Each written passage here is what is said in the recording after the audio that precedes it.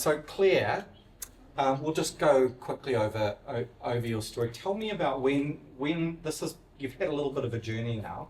When was this that you were? And back up from this actually. Like your situation is, you're a mum, 2 young boys, and you're a midwife. Yeah. Very busy. Yes, very tired. Yeah. Tell me about that situation, sort of like maybe a year prior to this.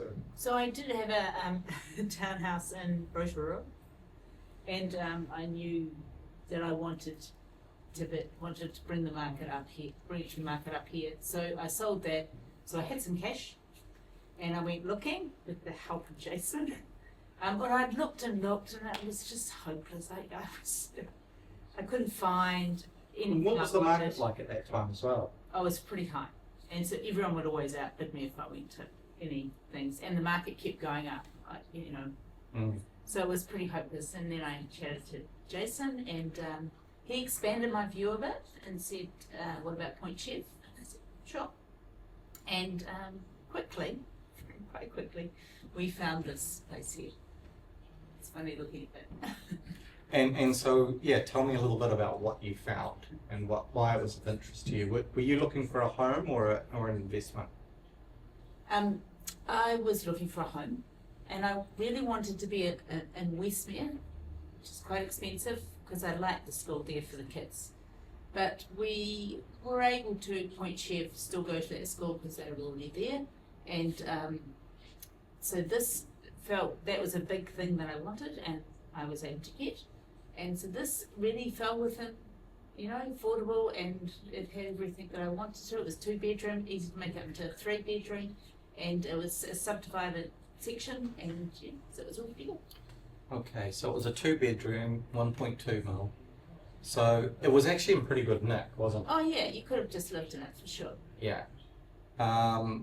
And back here, that's a kitchen? That was the kitchen there and the dining room. The kitchen was quite large, so it ran all the way back there.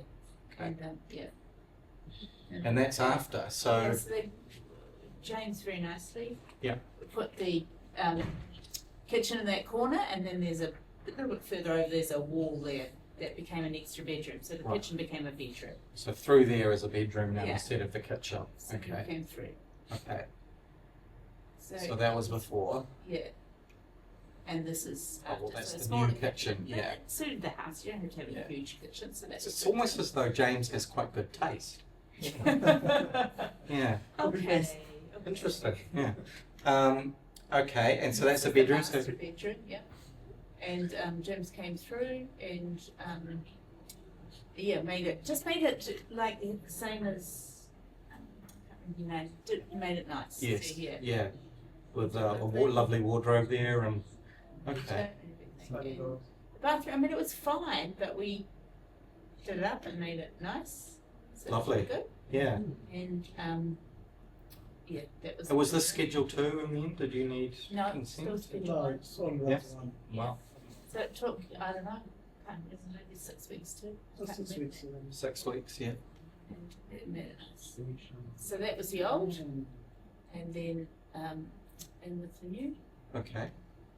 And so the numbers. So how did you do on this in the end? Oh, I did really well. I went in thinking we were going to pay 1.5, and we came out paying 1.2. So it was a little under 100 for the renovations, and I had 200 in my bank. Yeah.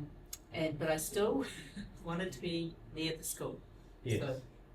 So you started. Was your thinking starting to shift because you sort of joined the group to get some help because you hated bidding at auction, and you were and how did a penny drop at any particular moment about investing? Yeah, but I think that they gave me help. The group gave me help. And, going to the auction with Jason, I remember him saying, when I look at you, just nod. Just go no like that. And I just remember, my heart was anything but then. So the help at going to auctions was just phenomenal. I thought it would go for 1.5, and look. So that was really good. And then it's a great group, and then you have James and there's other renovators that come. Yeah. And so how did you move into it? Did you live in it? Yeah, we moved in and that worked for us and it was really nice. The kids had a room, I have an au pair, shared a room and I had a room and it was really lovely. We loved living there, but I still wanted to go. Yeah. Did any of the appliances that James put in, did they break? No. Oh, okay. I let you know, but no, we're all fine. All right. So and then, so that was that was some of the numbers, but you wound up selling it, didn't you? You know, I know that selling's not quite the thing that we do here, but this was sell and buy pretty quickly, and yeah. And that was you making a step, because it's important for your own home that you get what you want. Yeah. And so what did you want? Why was this not right? I wanted it near the school. I wanted the kids to walk to school, and that was really important. And so, yeah, we wanted to go to Westmere, which was the crazy expensive suburb. But yeah, we looked. All right, so you sold. It's us when we moved into Westmere. Yeah. And so you gave James some champagne and some chocolate. Yeah, we're right. Which is under me. Okay. Nice goodness. All right. So now this was written up in the paper, actually, wasn't it? It made the papers. Yeah. So this came to light, and it was a 3-bedroom house in Westmere, and it was pretty run down inside, and it was north facing, which is the place you want to be, and it had a big backyard, so it had all the extras that I dreamt of. Yes. But this was free, and yeah, I mean, it probably wasn't livable. The kitchen, Yeah, the bathroom, yeah. James, it was pretty bad, wasn't it? So yeah, but that Big that yard, didn't worry though, me. right? Big yard. Yeah, there is a big yard. Still is a big yard at the moment. So was this the worst house on the best street? Oh, Yeah. yes. Yes. By far. So Okay. I'd found it. Yay. So, All right. And so tell us about the auction. What happened? well, Jason. Was it on site? Was it On site, Yeah. yeah, and Jason was actually on the phone, and somebody was there doing my bidding, but I stayed quite a way away, and then we got it for a crazy price, 1897. What was the opening bid? I think Jason came in at 100, 1 million, didn't you? And they just looked at him like, that's stupid. Or they looked at, well, not me, because I was actually up the road, but they looked at, Ben was there, and like, he didn't want to say it, remember? He didn't want to say it. He said, say it. I said, I can't. But anyway, he put it 1 million, and they said no. Yeah. Because I remember there was a guy there that thought that 1.8 million should be the opening bid. Yeah, that's right. So Yeah. I was told by somebody that you won't get that under 2, Yeah. and I mean, okay. Okay, so Just to add to the option, the challenge with this option was we were working with an outside agent, and I said to Claire, I said, look, for this option, it would probably be best that you weren't there, because this agent will try and extract more and more money. So let's do this on the phone. So I remember saying to you, don't go to the auction. And when I called you, I could hear these footsteps. It's like, all right, Claire's going to the auction. So I just said to her, say, no worries, you go and stand up the road, and we'll just bid through the agent. Which is what we did.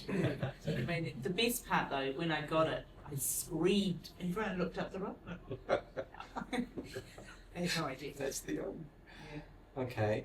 So fantastic. So so you still own this property? I do. So I'm now got the mortgage, the big mortgage and everything, but James very nicely did this up and made it livable for us. And my hope now, and I've been talking to Jason, who's been amazing, is to make that the best home I can.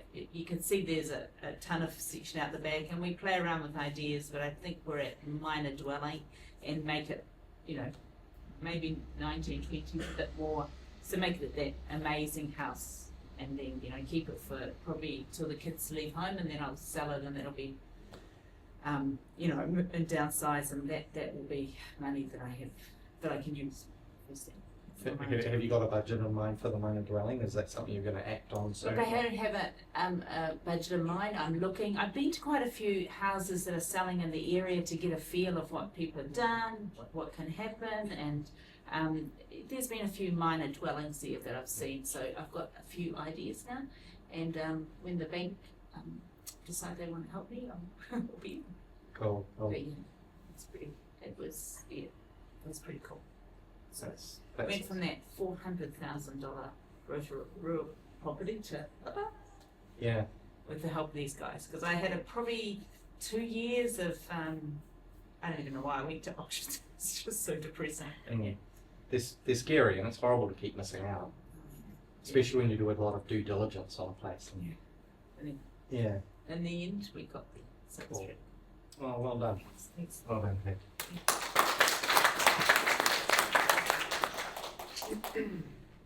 The interesting thing about this type of deal is you can see what the numbers look like as well. You know, without the work that we're going to be doing in future in terms of looking at a minor dwelling or perhaps even extending the property, you can see we bought this particular property really, really well. I think at the time, the value, the E value was 2.6, so that's the bank value. The CV I think was 2.9 on the property.